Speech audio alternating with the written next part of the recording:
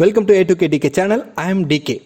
இந்த வீடியோவில் rank wise cut off analysis பார்க்க போகிறோம். என்ன டிபார்ட்மெண்ட்டுக்கு அப்படின்னா எலக்ட்ரானிக்ஸ் அண்ட் கம்யூனிகேஷன் இன்ஜினியரிங். அதாவது வந்து லாஸ்ட் இயரும் கூட மோஸ்ட் ஆஃப் ஸ்டூடெண்ட் வந்து ப்ரிப்பேர் பண்ண டிபார்ட்மெண்ட்டில் ஒன் ஆஃப் த டிபார்ட்மெண்ட் வந்து electronics and communication engineering. So அந்த சீரீஸில் எலக்ட்ரானிக் அண்ட் கம்யூனிகேஷன் இன்ஜினியரிங்கில் உங்கள் ரேங்க்குக்கு எந்தெந்த காலேஜெலாம் கிடைக்கும் அப்படிங்கிற ஒரு அனாலிசிஸ் பண்ணிக்கிறோம். அந்த ரேங்க்குடைய கட் ஆஃப் வந்து 169 to 200 வரைக்கும் எடுத்துருக்கிறோம். லாஸ்ட் இயரில் அண்ணா யூனிவர்சிட்டி சிஇஜி கேம்பஸில் எலக்ட்ரானிக் அண்ட் கம்யூனிகேஷனில் என்ன ரேங்க்கில் என்ன கம்யூனிட்டி கம்ப்ளீட் ஆச்சு, அதுக்கான கட் ஆஃப் அனாலிசிஸ் என்ன அப்படிங்கிறத நம்ம இதில் பார்க்க போகிறோம். ரேங்க்கில் வந்து பார்த்திங்கன்னா 188 ரேங்க்லேயே வந்து பார்த்தீங்கன்னா ஜென்ரல் ரேங்கிங்கில் இசி வந்து ஓசி கேட்டகரியில் கம்ப்ளீட் ஆயிருக்கு. அந்த கட் ஆஃப் வந்து பார்த்தீங்கன்னா 196.8 முடிஞ்சிருக்கு. அதே எஸ்டி ஸ்டூடெண்ட்டில் ஜென்ரல் ரேங்கிங்கில் வந்து பார்த்தீங்கன்னா 4568 ரேங்க்கில் கம்ப்ளீட் ஆயிருக்கு. அவங்களுடைய கட் ஆஃப் வந்து பார்த்தீங்கன்னா 186. நான் சைடில் வந்து என்ஐஆர் ரேங்கிங் மென்ஷன் பண்ணியிருக்கிறேன். ஸோ நீங்கள் அதையும் கோ த்ரூ பண்ணலாம்.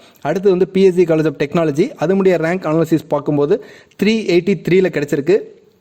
கட் ஆஃப் வந்து 195.5 இருந்திருக்கு.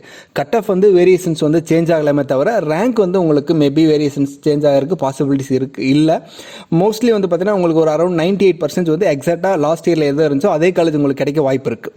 Okay sir. அடுத்து தேர்டில் வந்து பார்த்தீங்கன்னா எம்ஐடி கேம்பஸ் குரோம்பேட் அண்ணா யூனிவர்சிட்டி, அதனுடைய ரேங்க் வந்து பார்த்தீங்கன்னா 831 வந்து இசி வந்து கம்ப்ளீட் ஆயிருக்கு. இது எல்லாமே ஜென்ரல் ரேங்கிங். அதே வந்து கட் ஆஃப் வந்து 193.5 கம்ப்ளீட் ஆயிருக்கு. அதே வந்து அதில் வந்து பிசி பார்த்தீங்க அப்படின்னா 1313 ரேங்க்கில் வந்து கம்ப்ளீட் ஆயிருக்கு. கட் ஆஃப் வந்து 192 இருந்திருக்கு. அதே வந்து எஸ்டி ஸ்டூடெண்ட்டாக இருந்திருந்தாங்கன்னா 21681 அதாவது 161.5 வந்து பார்த்தீங்கன்னா எம்ஐடியில் ஈஸி கிடச்சிருக்கு. அடுத்து ஃபோர்த்து வந்து எகெயின் அண்ணா யூனிவர்சிட்டி சிஇஜி கேம்பஸில் செல்ஃப் சப்போர்ட்டிங் கோர்ஸில் எலக்ட்ரானிக்ஸ் அண்ட் கம்யூனிகேஷன் இன்ஜினியரிங்கில் ரேங்க் வந்து பார்த்தீங்கன்னா 846 கிடச்சிருக்கு. கட் ஆஃப் வந்து 193.3 இருந்திருக்கு. அந்த கேட்டகரியிலே BC, BCM, MBC, SC, SCA, எஸ்டியுடைய rank and cut off analysis வந்து மென்ஷன் பண்ணியிருக்கு. அடுத்து 5th பொசிஷனில் வந்து பார்த்தீங்கன்னா PSC college of technology, college code வந்து 2006, டிபார்ட்மெண்ட் வந்து electronics and communication engineering self supporting. அதனுடைய ரேங்க் அண்ட் கட் ஆஃப் வந்து மென்ஷன் பண்ணியிருக்கு. இதில் வந்து பார்த்தீங்கன்னா ஜென்ரல் கேட்டகரியில் ஓசிக்கு 1124 ரேங்க்கில் கிடச்சிருக்கு. அதாவது 192.3 இசி கிடச்சிருக்கு செல்ஃப் சப்போர்ட்டிங். அதே வந்து எஸ்டி ஸ்டூடெண்ட்டாக இருந்திருந்தாங்கன்னா 155 கிடச்சிருக்கு. அதே வந்து லைக் பிசி ஸ்டூடெண்ட்டாக இருந்திருந்தாங்கன்னா 191.5. அவங்களுடைய ரேங்க் வந்து இப்போ நீங்கள் உங்களுடைய பிசியில் வந்து நீங்கள் ஜென்ரல் ரேங்கிங்கில் வந்து 1431 இருந்துச்சுன்னா கூட உங்களுக்கு வந்து பிஎஸ்சியில் செல்ஃப் சப்போர்ட்டிங் கிடைக்க வாய்ப்பு இருக்குது.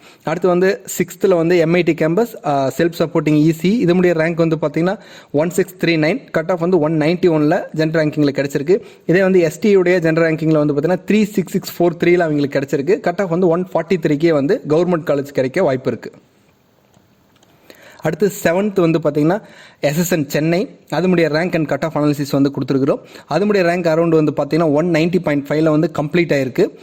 அதே வந்து ரேங்க்கில் கம்பேர் பண்ணும்போது 1865 இருக்குது. இதனுடைய என்ஐஆர் ரேங்கிங் வந்து 44 இருக்குது. அடுத்து வந்து 5008 Thiagarajar college of engineering Madurai, இதோட எலக்ட்ரானிக்ஸ் அண்ட் கம்யூனிகேஷன் இன்ஜினியரிங்கில் ரேங்க் கம்பேர் பண்ணும்போது 2410 வந்து இசி கிடச்சிருக்கு. இதே வந்து பிசியாக இருந்துச்சு அப்படின்னா 3277. இதே எம்பிசியாக இருக்கும்போது 6816. ஸோ வந்து உங்களுக்கு இந்த வேரியேஷன் இருக்கும்போது தியாகராஜா காலேஜில் வந்து கிடைக்க நிறைய வாய்ப்புகள் இருக்குது.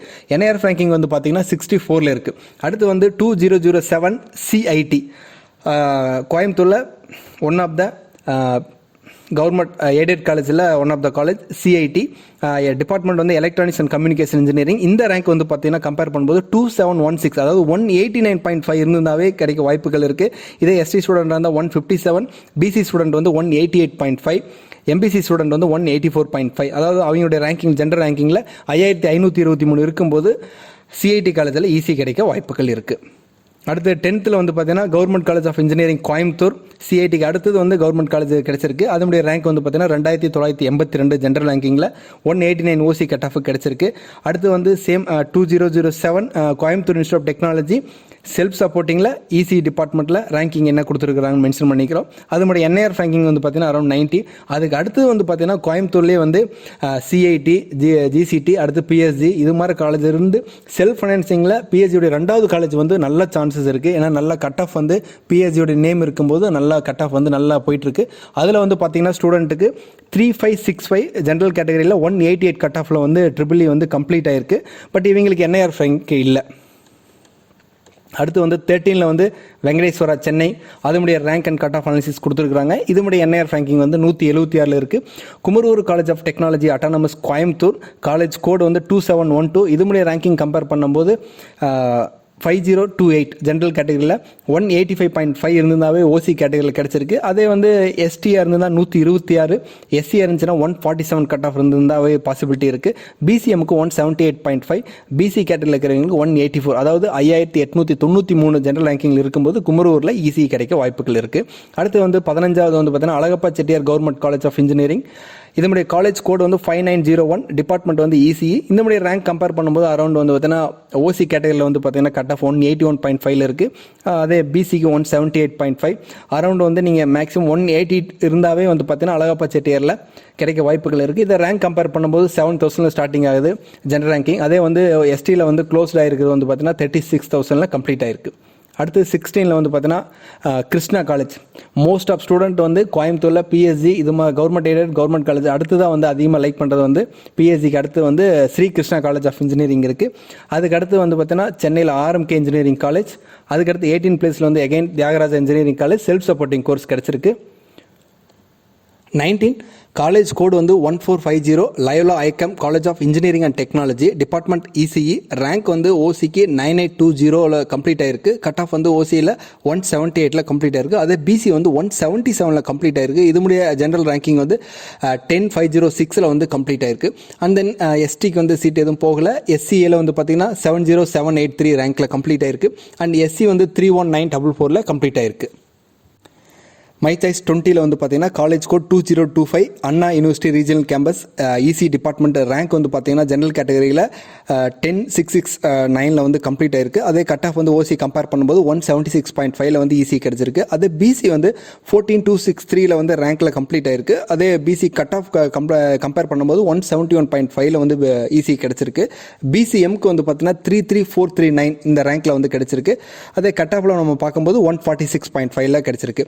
அதே மாதிரி எம்பிசி எஸ்சி எஸ்டிக்கு நம்ம மென்ஷன் பண்ணியிருக்கிறோம். அடுத்து 21 வந்து பார்த்தீங்கன்னா 1317 saint Joseph college of engineering ECE. இந்த ரேங்க் வந்து பார்த்தீங்கன்னா 11012 வந்து ஜென்ரல் கேட்டகரியில் ஓசிக்கு கிடச்சிருக்கு. கட் ஆஃப் வந்து 176. பிசி வந்து பார்த்தீங்கன்னா மோரலஸ் கம்பேர் பண்ணும்போது 170.5லேயே வந்து பிசி கிடச்சிருக்கு. இதே எம்பிசிக்கு வந்து 158ல் கிடச்சிருக்கு. பிசிஎம்க்கு 156.5ல் கிடச்சிருக்கு.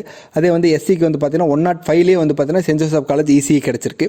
அடுத்து வந்து சாய்ஸ் லிஸ்ட் 22ல் வந்து இசியில் 4960 மெப்கோ சிவகாசியில் இருக்கிற இசி டிபார்ட்மெண்ட். இதில் ரேங்க் வந்து பார்த்தீங்கன்னா அரௌண்ட் 11835ல் வந்து 175 கட் ஆஃப் இருக்கிற ஜென்ரல் ரேங்கிங்கில் ஓசி கம்யூனிட்டி கிடச்சிருக்கு.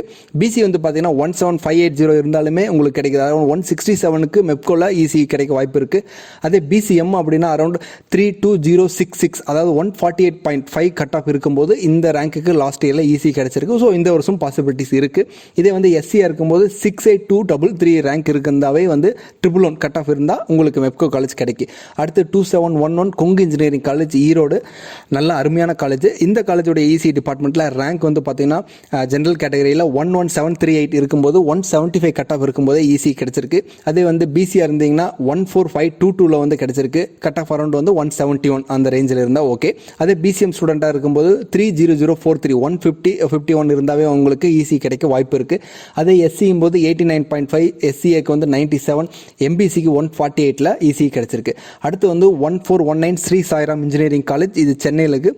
இந்த காலேஜ் வந்து என்ஐஆர் ரேங்கிங்கில் 108வது ஆல் ஓவர் இந்தியா லெவலில் இருக்குது. இதனுடைய ரேங்கிங் கம்பேர் பண்ணும்போது 13863 அதாவது 172 இருந்தால் உங்களுக்கு ஈஸி வந்து ஜென்ரல் கேட்டகரியில் கிடைக்க வாய்ப்பு இருக்குது. அதே பிசி ஸ்டூடெண்ட்டாக இருந்தீங்கன்னா 161 இருந்தாவே ஈஸி லாஸ்ட் இயர் கிடச்சிருக்கு. அதே வந்து ரேங்க் கம்பேர் பண்ணும்போது 22157. இதே எம்பிசி ஸ்டூடெண்ட்டாக இருந்தாங்கன்னா 43790 134.5 இருந்தாவே கிடச்சிருக்கு. அதே வந்து பிசிஎம்மாக இருக்கிற ஸ்டூடெண்ட்டுக்கு வந்து 41542ல் 137.5 கட் ஆஃப் இருக்கும்போது சாய்ராம் இன்ஜினியரிங் காலேஜ் சென்னையில் கிடச்சிருக்கு. அடுத்து 1211 ராஜலட்சுமி இன்ஜினியரிங் காலேஜ். இவங்களுடைய என்ஐஆர் ரேங்கிங் வந்து 106வது இருக்குது ஆல் ஓவர் இந்தியா லெவலில். இவங்களுடைய கட் ஆஃப் கம்பேர் பண்ணும்போது 170. அதே ரேங்க்கில் நம்ம பார்க்கும்போது 14791ல் ஜென்ரல் கேட்டகரியில் ஓசி கிடச்சிருக்கு. அதே பிசியாக இருக்கும்போது அவங்களுடைய ஜென்ரல் கேட்டகரியால் அவங்களுடைய கட் ஆஃப் வந்து 163. அதே ரேங்க் வந்து 20570 இருந்தாவே ராஜலட்சுமியில் கிடைக்க வாய்ப்புகள் இருக்குது. அடுத்து வந்து பார்த்தீங்கன்னா 6th Bannariamman institute of technology EC department. இதோடைய கட் ஆஃப் வந்து 169.5 கிடைச்சிருக்கு. இந்த வருஷம் தான் அவங்க பண்ணாரியம்மன் வந்து NIRF அப்ளை பண்ணல, பட் லாஸ்ட் இயர் வரைக்கும் NIRF ரேங்கிங்கில் இருந்திருக்காங்க. அவங்களுடைய ரேங்க் வந்து பார்த்தீங்கன்னா 15767 இருந்திருக்கும் போது இசி டிபார்ட்மெண்ட் ஜென்ரல் கேட்டகரியில் கிடைச்சிருக்கு. அதே பிசிஆர் இருக்கும்போது 19499 164.5 கட் ஆஃப் இருக்கும்போது பண்ணாரியம்மன் காலேஜ் கிடைக்க நிறைய வாய்ப்புகள் இருக்குது. எஸ்சி ஸ்டூடெண்ட்டாக இருக்கும்போது, எஸ்சி எஸ்டியாக இருக்கும்போது 192-95 இருந்தாவே is possible to get EC department in Bannariamman institute of technology. Choice list ready பண்ணும்போது நீங்கள் வந்து ரொம்ப அதிகமான சாய்ஸ் லிஸ்ட் போடுங்க. இது ஏன் நம்ம திரும்ப திரும்ப சொல்கிறோம் அப்படின்னா, இந்த ஸ்போர்ட்ஸ் கேட்டகரியில் இருக்கிற ஸ்டூடெண்ட் வந்து ஒரு காலேஜுக்கு ஒரு சீட் அப்படிங்கிற விதத்துலேயே வந்து பார்த்தீங்கன்னா டோட்டலாகவே வந்து பார்த்தீங்கன்னா கவர்மெண்ட் 46 சீட்டு மேலே போடுங்க அப்படின்னு சொல்லியிருக்கு. பட் ஸ்டூடெண்ட்லாம் நிறைய பேர் வந்து பார்த்தீங்கன்னா 5 காலேஜ் 6 காலேஜ்னு கொடுத்துருக்குறாங்க. ஸோ நீங்கள் ஜென்ரல் கேட்டகரியில் இருக்கிற ஸ்டூடெண்ட், ஜென்ரல் கவுன்சிலிங்கில் போகிற ஸ்டூடெண்ட் எல்லாருமே என்ன பண்ணுங்க அப்படின்னா, நீங்கள் கவுன்சிலிங்கில் சாய்ஸ் லிஸ்ட் போடும்போது மினிமம் 50 காலேஜ் கொடுங்க, மேக்ஸிமம் 200 காலேஜஸ் கொடுங்க. அதே மாதிரி சாய்ஸ் லிஸ்ட்டை ரீஆர்டர் பண்ணும்போது நீங்கள் ஒர்க் அவுட் பண்ணியிருந்தால் மட்டும்தான் உங்களால் வந்து பண்ண முடியும். அந்த டைமில் வந்துட்டு நான் மைண்டில் வச்சிருக்கிறேன், அதனால் வந்து நான் ஈஸியாக போட்டுருவேன் அப்படின்னு நினச்சிங்கன்னா பாசிபிலிட்டியே கிடையாது. ஸோ எடுத்து உங்களுடைய காலேஜ் கோடு, காலேஜ் நேம், எந்த காலேஜ் ஃபஸ்ட்டு சாய்ஸில் வேணுமோ அந்த காலேஜ் கொடுங்க. ஒரே காலேஜில் 5 டிபார்ட்மெண்ட் கொடுத்தீங்கன்னா மேபி 5வது டிபார்ட்மெண்ட் சிவிலாக இருந்துச்சுன்னா அந்த 5வது டிபார்ட்மெண்ட்டில் கிடைச்சிது. அதனால் நீங்கள் என்ன பண்ணுங்கன்னா, ஃபஸ்ட்டு உங்களுக்கு எது ப்ரிஃபரன்ஸ் சிஎஸ்சி அப்படின்னா ஃபஸ்ட்டு ஒரு 10-20 காலேஜ் எடுத்து சிஎஸ்சி டிபார்ட்மெண்ட் கொடுங்க. அடுத்து செகண்டில் வந்து ஐடி டிபார்ட்மெண்ட் இன்னும் இருக்குது, இன்ட்ரெஸ்ட்டாக இருக்குது அப்படின்னா அடுத்தது அந்த 15 காலேஜுக்கு ஐடி கொடுங்க. அடுத்து வந்து இசி டிபார்ட்மெண்ட் பார்க்கணும், இசி கொடுங்க. இப்போ ஒரே காலேஜில் 15 டிபார்ட்மெண்ட் கொடுக்குறீங்க அப்படின்னா 15வது டிபார்ட்மெண்ட் வந்து உங்களுக்கு சிவிலோ இல்லை வந்து பார்த்தீங்கன்னா அப்பீரியல் டெக்னாலஜி ஏதாவது ஒரு டிபார்ட்மெண்ட் வந்து யாரும் எடுக்காத இருந்துச்சுன்னா அதை எடுத்துட்டு ஐயோ எனக்கு இந்த காலேஜ் வேண்டாமே, எனக்கு வந்து அடுத்ததாக இருக்கிற சிஎஸ்சி வேணும் அப்படின்னா உங்களால் வந்து டவுன்லோட் மூவ்மெண்ட்டில் போக முடியாது, ஒன்லி அப்வர்ட் மூவ்மெண்ட்டில் தான் போக முடியும். ஸோ ப்ளீஸ் சாய்ஸஸ் கொடுக்கும்போது ஒரு டைமுக்கு 2 டைம் செக் பண்ணி ரீஆர்டர் பண்ணி அதுக்கப்புறம் வந்து சப்மிட் பண்ணுங்கள். அதனால் வந்து பார்த்திங்கன்னா ஒரு ஒர்க் அவுட் பண்ணி ஒரு எக்ஸல் சீட்லையோ இல்லை வேர்ட் சீட்லையோ இல்லை பேப்பர்லையோ எழுதி அதை வந்து எடுத்துகிட்டு சாய்ஸ் லிஸ்ட் போடும்போது அதை என்ட்ரி பண்ணுங்கள். Okay, thank you and thank you for வாட்சிங்.